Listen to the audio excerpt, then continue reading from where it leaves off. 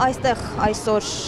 քննարկում էր իրականացվում քաղբանտարկյալների մասին, բայց կցանկանայի նաև խոսեինք դրա տիրույթից դուրս թեմաների շուրջ։ Ազգային ժողովի նիստերն են ընթանում այս օրերին եւ պարբերաբար ընդդիմադիր պատգամավորները խոսում են քաղբանտարկյալների մասին։ Նախ ինչպես կգնահատեք դա եւ արդյոք որևէ օգուտ կտա բարձր ամբիոններից խոսել քաղբանտարկյալների մասին, հաշվի առնելով այն հանգամանքը, որ իշխանական պատգամավորները պնդում են, որ Հայաստանում քաղբանտարկյալներ չկան։ Նայեք, ես համոզված եմ, որ ազգային ժողովում այդ հարցը պետք է պարբերաբար բարձրացվի եւ ընդդիմության առաքելություններից մեկը, եթե ոչ ամենագլխավորը գոնե այս պահին, դա պետք է լինի անդադ քաղբանտարկյալների մասին խոսել, որտեղ այսօր չկա տենց Հայաստանում ընդդիմադիր քաղաքական ուժ, նույն ասենք թե ուժեղ Հայաստանից կամ Հայաստան դաշինքից մեծով քաղբանտարկյալներ կան։ Ու այդ թվում նաև այն ուժերից, որոնք իսկապես քաղաքականությամբ են զբաղվել, քննադատել են այսօրվա ռեժիմին եւ շատ կարևոր է ու նույնիսկ պարտադիր, որ ենք պարբերաբար խոսել։ Կարևոր չի դա այս պահին օգուտ կտա թե չէ, բայց կարևորը բրսի դրա մասին խոսալ։ Մանավանդ ազգային ժողովի պատգամավորը մեկ այլ հնարավորություն է, այնպես հետո որ ազգային ժողովը ձևակերպի, իրանք նաև արդեն լայն կերպով հնարավորություն են ստանում հանդիպել տարբեր երկրների պատգամավորների հետ, Եվրամիության անդամների հետ, Եվրոպարլամենտի անդամների հետ եւ շատ կարևոր է, որ այս թեմաները շարունակաբար բարձրացվի։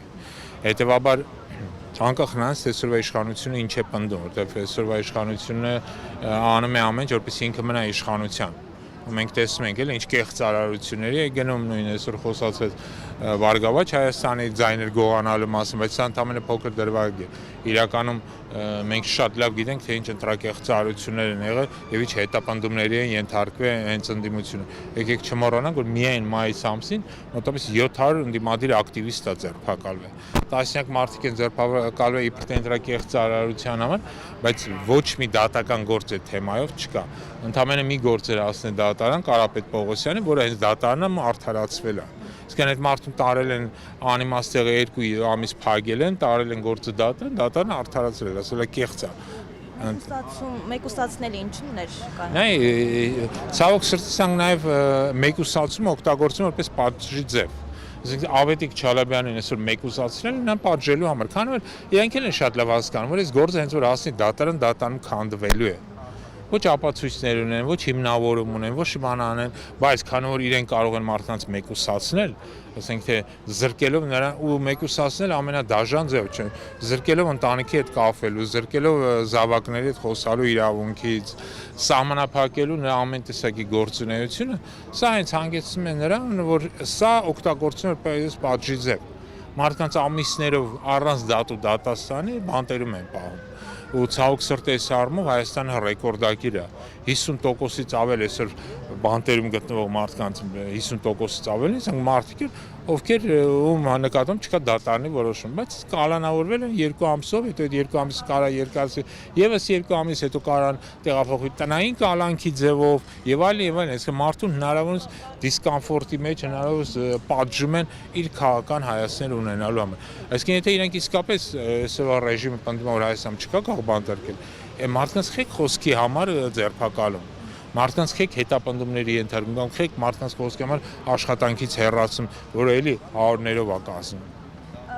Անդրադառնալով ազգային ժողովին, ինչպես կգնահատեք նոր ազգային ժողովի աշխատանքները, հաշվի առնելով նաև այն, որ օրինակ Ռուբեն Ռուբինյանը առաջարկել է համերաշխության մթնոլորտում իրականացնել աշխատանքը, կհաջողվի իրենց։ Ինչ որ ես տեսնում եմ, տենց հատուկ չեմ հետևում ազգային ժողովին, բայց ինչ որ ես տեսնում եմ գործող ռեժիմի կողմից, ես դրա մեջ համերաշխություն չեմ տեսնում, այ ատելություն տեսնում եմ։ Ընդհանրապես ես համոզված եմ, որ այսօրվա ռեժիմը ինքը համերաշխություն չի կարող բերել, որովհետև ինքը հիմնվում է որոշակի քաղաքական ատելության վրա։ Իր ընտրազանգվածը, որին ինքը գեներացում, հավաքում, մոբիլիզացնում է հենց ատելության շնորհիվ, ատելություն ընդդեմ եկեղեցու։ Սա բերում է նա, որ 200-300 հազար այսպես կոչված